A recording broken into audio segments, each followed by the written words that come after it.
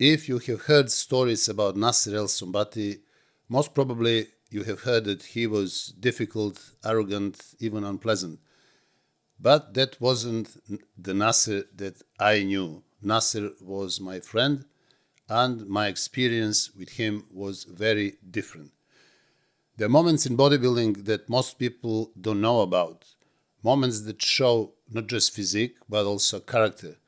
And today I want to tell you a story about Nasser El Sonbaty, one of the most intelligent, misunderstood, and hardworking bodybuilders of modern era. A man who in 1997 should have won Mr. Olympia, but this is not just about 1997 Olympia. This is about something that has happened actually 10 years before in a small stage in Yugoslavia when we competed on the national championship in bodybuilding. And what he did that day told me more about his character than any trophy ever could. In 1987, I was competing in the heavyweight class in Yugoslavian national championship in bodybuilding. This was my second year in heavyweight. In 1986, I finished third, and this year, 1987, I came really well prepared, proportionate, balanced, and a lot of people were thinking that I can possibly win this championship. Pre-judging went well. I was placed first, Nasser was placed second, and Brkic was placed third. Nasser looked okay, but not in the best shape, so he admitted that himself. But it was obvious to many, and obviously to him, that I had the best physique on that particular day. Even though Nasser was my rival on that day, obviously, he came in the changing room before the show and he said to me, "Look, Nash, you're in the best shape today. There is no question about it. You should win. And I want to help you warm up. So let's do it properly." So we started warming up. Nasser was helping me with different type of exercises. We used the towel, certain pulling movements for back. Then, as you know, you do with the towel push downs and biceps curls. Obviously, you need somebody to help you with that. And Nasser was doing that with me. I said, "Nasser, you should warm up as well." He said, "Don't worry about me. This show is not about me. I want to help you." So I was really impressed. I mean, you don't do that with a rival, obviously. So Nasser wanted to help me to present myself in the best possible way. And everything went well. We went on the stage. Obviously, I was placed first, he was placed second, and Brkic was placed third. And this was in prejudging. After that, some of the judges came and said, "Congratulations, you won this show. There is your clear winner." And a lot of crowd obviously reacted as well. It was a full arena in place was called in Bosnia, called Gorazde. This is where the national championship was organized. So full of confidence. Obviously, I was waiting for the finals in the evening, and everything was set for me to win this show. Now, something weird happened. Organizers of that show had one bodybuilder who was from their city, and they wanted that guy to end up in the finals. Now, the guy wasn't good enough, and out of 12, 15 competitors in heavyweight, he couldn't even place in the finals, in top 6. When organizers saw the result, and when they realized actually that their competitor is not in the finals, they damaged the car of the head judge, who was called Marinkovic. And when he went out to take something from his car after the prejudging, he saw his car scratched, messed up with some rubbish thrown on it, etc. He just sat in the car and he left. So now the head judge, who was a renowned judge, he was even international judge, he left the whole competition. He was furious with what happened. Now, organizer put somebody else in the judging panel. They mixed up all the places. They managed to put their competitor in top 6, but by doing that, they changed the placement. And when the finals came in the evening, I was clearly still the best to win, but after we finished our posing, they announced top 6, and they actually placed me third. So I finished third, Nasser finished second, and Brkic finished first. When Nasser heard my name, when they pronounced me third, he jumped off the stage. He was furious. He ran into the judges and started shouting on them. He started shouting, "You don't know what you're doing. You're absolutely incompetent. How can you not put Nash to be a clear winner when he is in the best shape, with best proportions? He's a clear winner. He was winning in the prejudging. Why did you change all of this?" So Nasser was absolutely mental about what has happened. And I couldn't believe. I mean, the third place for me, this is the second year in heavyweight. Third place wasn't bad, but, I was obviously the one who should have won. And Nasser was more upset about the judging than I was. He said, "How can I be second when I'm not even in shape? Look at the man on the stage. He is in the best shape. He should have won the show." So the guy who should have finished third, because although he was in good shape, he wasn't really proportionate, he finished first. And obviously that left us all with a really bad taste in the mouth. Obviously Nasser was defending me. He didn't talk about himself at all. He just believed that, justice and truth mattered. And that was courage. And that is something that I will never forget.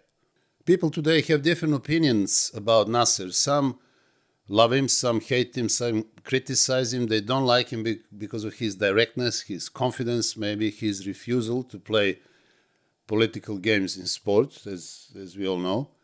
But what I saw that day was sheer honesty and passion.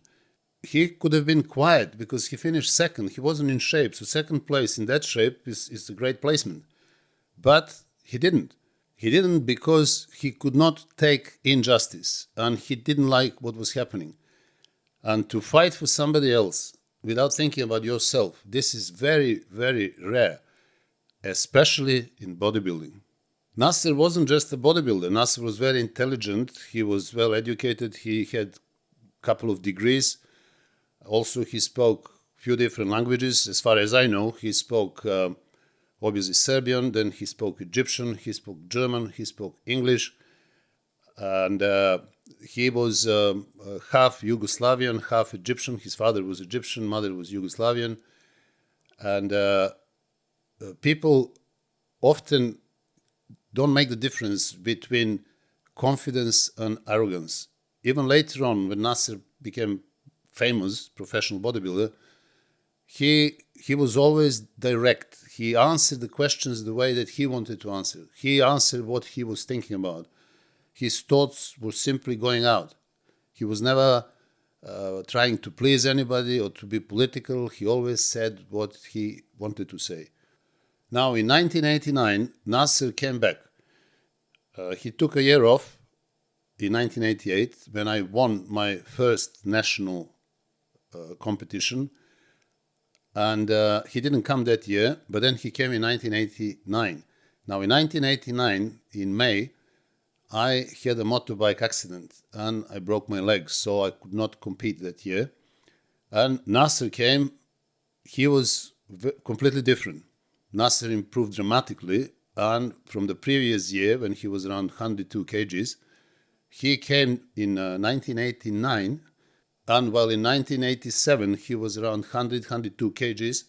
Now in 1989, he came with 112 kgs in really good shape. I mean, the difference was striking. Absolutely. Everybody was shocked when I saw him. I just couldn't believe it. Now we were already friends. I was the one, because I was current national champion, so I was the one giving the medals. So I said, "Nasser, let's talk later on the banquet." So later on, after the show, we went for a dinner and I sat next to Nasser. So Nasser was very open. He didn't hide anything, which is, again, very rare in bodybuilding. You have to understand that. Bodybuilding is not the nicest place when it comes to camaraderie. That is very rare.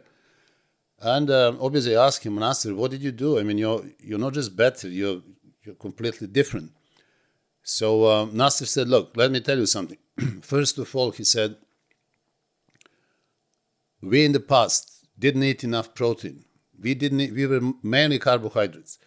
But you have to understand, you need to eat more protein, especially some 3 months before the show. Then the waiter came and we all ordered food. And I ordered some steak and potatoes, whatever that was. Steaks are very big in Serbia.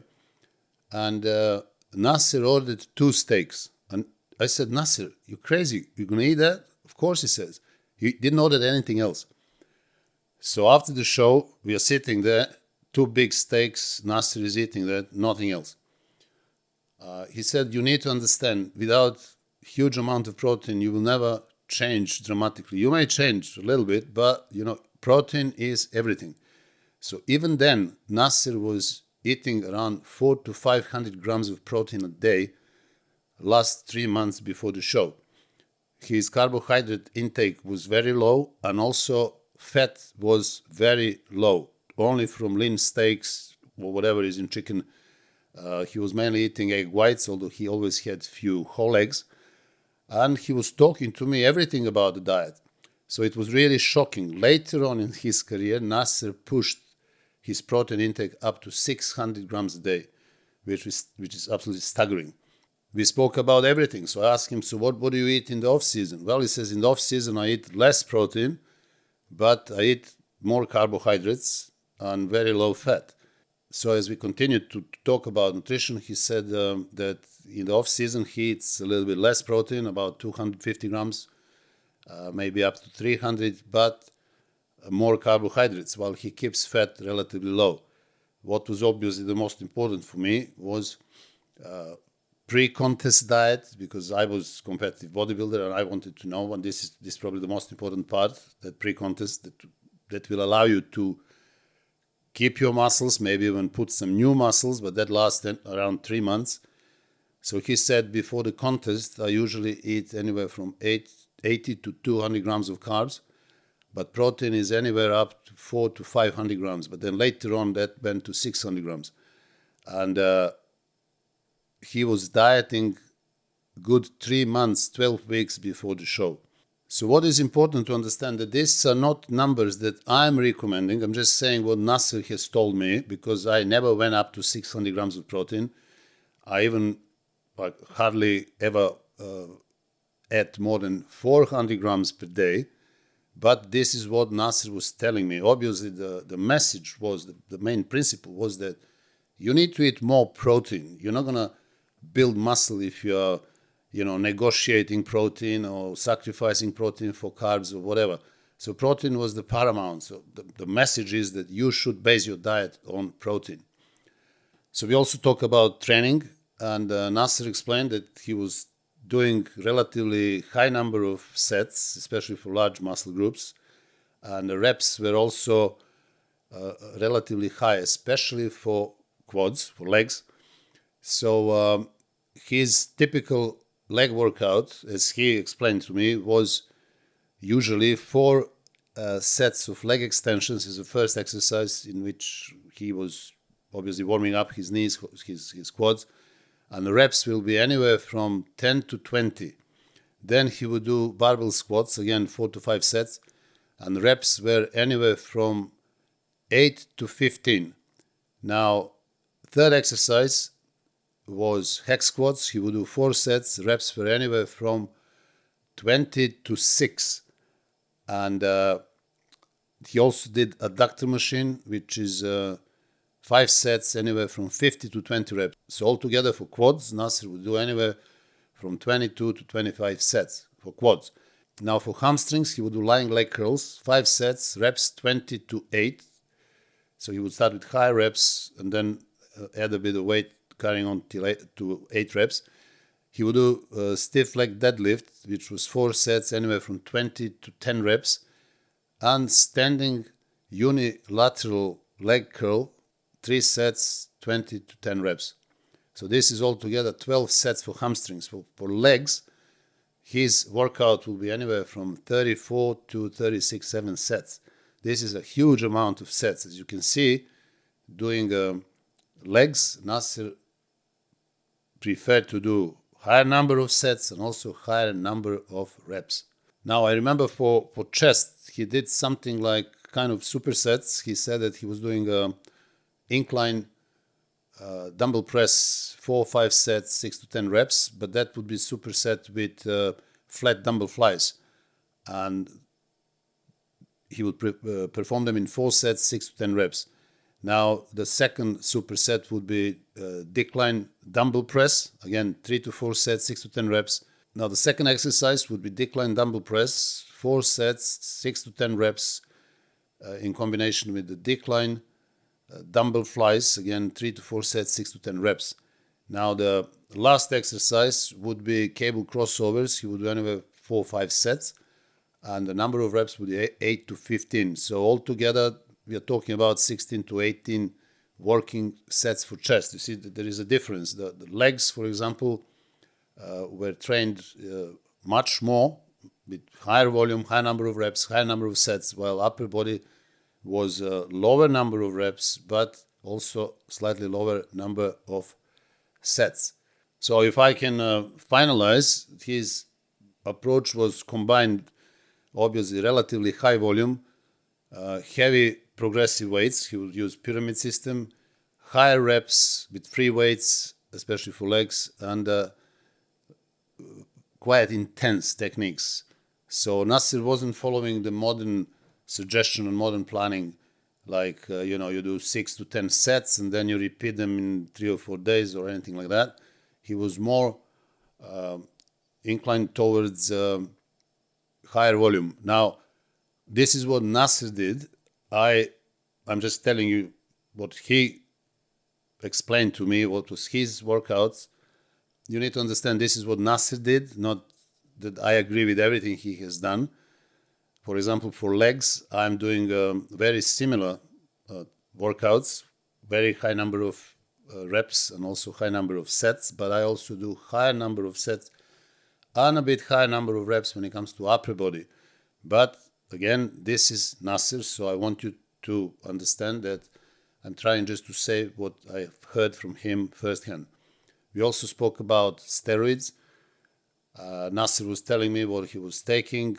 So what I want to say is that the amounts that he mentioned were very high. I wasn't even taking half of it, but he relied heavily on oral steroids, which are very toxic for the liver, and I never approved that, so I never did it. And whenever somebody would ask me about advice, orals were not my favorite. But again, this is Nasser's story.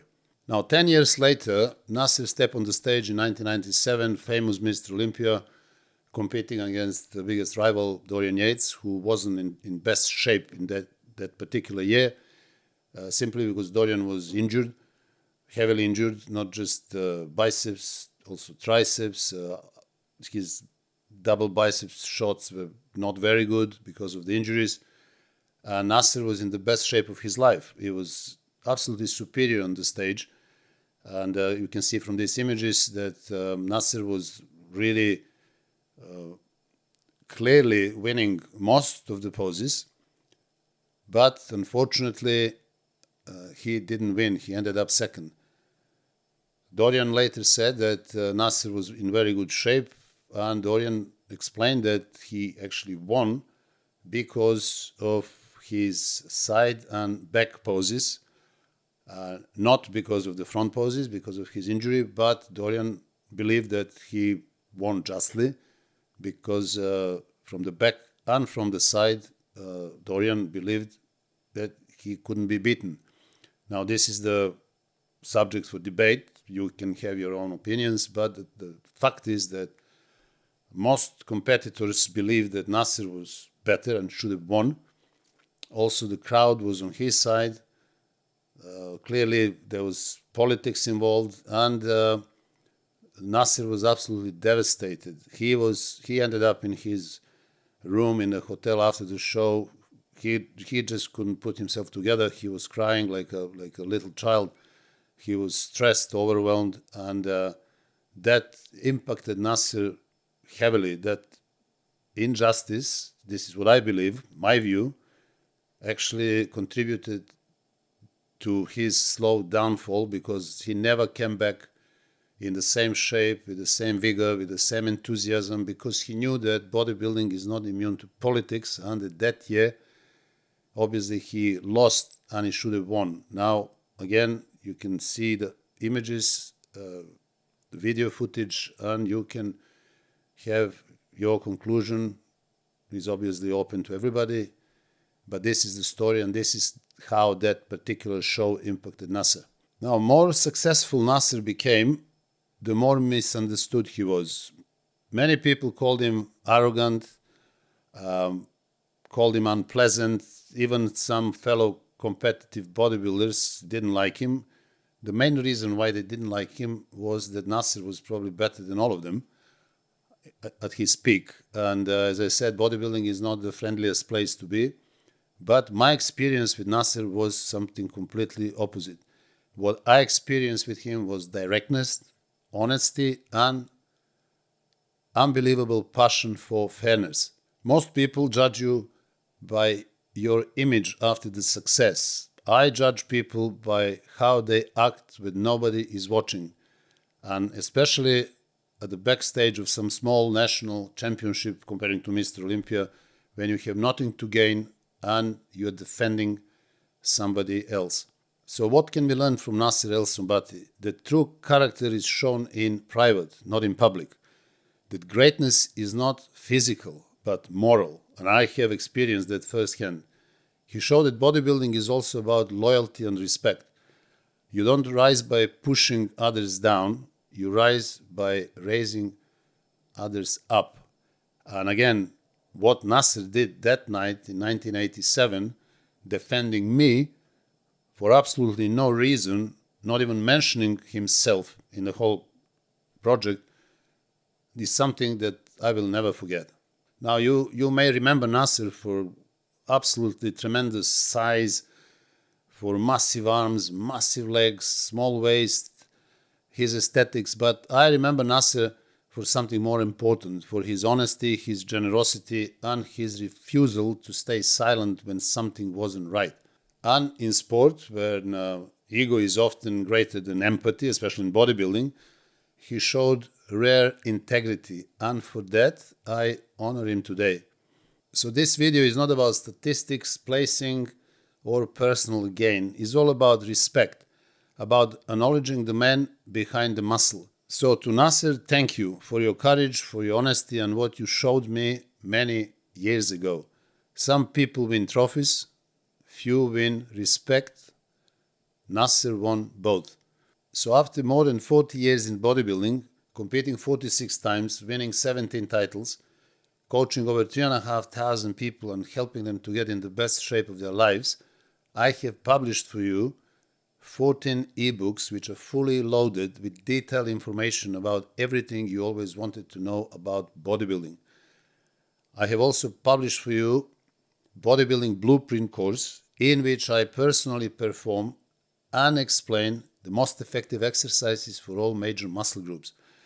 So if you want to deepen your knowledge and expand your horizons and learn how to train in perfect form and stop wasting time in the gym, simply click on those links in the comments and description, and you can access my ebooks and Bodybuilding Blueprint course.